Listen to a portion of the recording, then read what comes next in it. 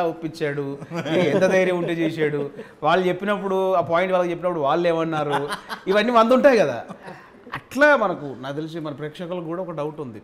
ఇప్పుడు కండోమ్ అనే పాయింట్ మీద ఒక కేసు జరుగుతుంది, అంటే హీరో కండోమ్ మీద కేసు వేసినట్టుగా నాకు తెలుస్తుంది. అది ఏంటి అసలు సెటప్? అది అసలు ఒకవేళ వేస్తే అలాంటి థింగ్స్ మీద వేయొచ్చా, అసలు ఏం జరిగింది? వేయచ్చా అనే క్వశ్చన్ ఫస్ట్ ఆన్సర్ చేస్తే సార్, ఏ ప్రోడక్ట్ మీద అయినా మనము కన్జ్యూమర్ ఫోరం అని ఒకటి ఉంటుంది సార్. మనము కేసు ఫైల్ చేసి, అంటే వాళ్ళు ప్రామిస్ చేసిన విషయం జరగకపోతే, వాళ్ళు లెట్స్ ఏదో ఒక ప్రోడక్ట్ ఇలా వాడితే ఇది జరుగుతుంది అని చెప్పి అది జరగకపోతే, మనం సాటిస్ఫై కాకపోతే కన్జ్యూమర్ ఫోరంలో కేసు వేయచ్చు సార్. చాలా కేసులు జరిగాయి చాలా విషయాల్లో. ఇప్పుడు కాఫీ కప్లో కూడా టెంపరేచర్ ఇంత ఉంటుంది, స్కిన్ బర్న్ అవ్వచ్చు అని రాసింది ఒకనొక కేసు వల్ల. Okay okay.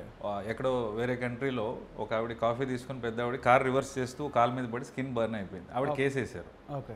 లా సూట్స్ అంటారు వేరే కంట్రీస్లో, అక్కడ ఇంకా ఎక్కువ కల్చర్ ఉంది మన దగ్గర కంటే. మరి కాఫీ వేడిగా ఉంటుందని మీకు తెలియదా అని అడిగితే, మరి నువ్వు అది మెన్షన్ చేయాలి కదా అని కేసు వేసి లా సూట్ గెలవటం వల్ల అది రాశారు. ఓకే. సో మనం చూసే ప్రోడక్ట్ల మీద మెజారిటీ ఆఫ్ ద లైన్స్ ఏవైతే ఉన్నాయో ఎక్కడో చోట ఎవరో చేసిన కేసు వల్ల లేదా కేసు రాకూడదనో అవి రాస్తారు సార్.